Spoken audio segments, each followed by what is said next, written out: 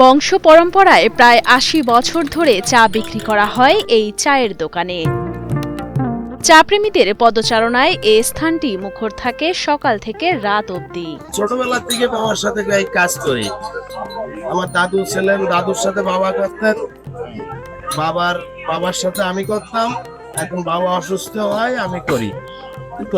এভাবেই বয়ে আসতেছে দোকান। এই চায়ের দোকানটি যেমন ৩ প্রজন্মের চায়ের ব্যবসা, তেমনি এখানে যারা চা খেতে আসেন তারাও দীর্ঘ বছরের পরিচিত ক্রেতা। এখন তো চাটা খুবই ভালো, আর আমরা সবসময় এই জায়গায় আসি। এই তামালতলা মানে ঠান্ডা জায়গায় আমরা জীবন ভরে এই জায়গায় চা খাই, কয়েকদিনই বয়স আছে। এখানে নবগঙ্গার পাশে তামালতলা চার দোকান, পরিবেশ খুবই ভালো। চায়ের দোকানটির দেখা মিলবে মাগুরা সদর উপজেলার শত্রুজিতপুর বাজারে। বাজারের ঠিক পূর্ব দিকে ঘেঁষে নদী, আর তীরে শত বছরের তমাল গাছ। সেই গাছের নিচেই রয়েছে প্রায় ৮০ বছরের চায়ের দোকানটি। ৩ প্রজন্মের প্রণব অধিকারী চালাচ্ছেন দোকানটি। প্রণবের দাদা বেঁচে না থাকলেও আছেন বাবা নির্মল অধিকারী। তবে তিনি অসুস্থ থাকায় ব্যবসার হাল ধরতে হয় প্রণবকেই। বাবা দাদা এগুলো এটাই করেছে, যার কারণে এটার পরেই আমি নির্ভরশীল, আর তাদের দোয়া আশীর্বাদ আছে। এই চায়ের দোকানের আয় দিয়েই ৮ সদস্যের সংসার চালান প্রণব।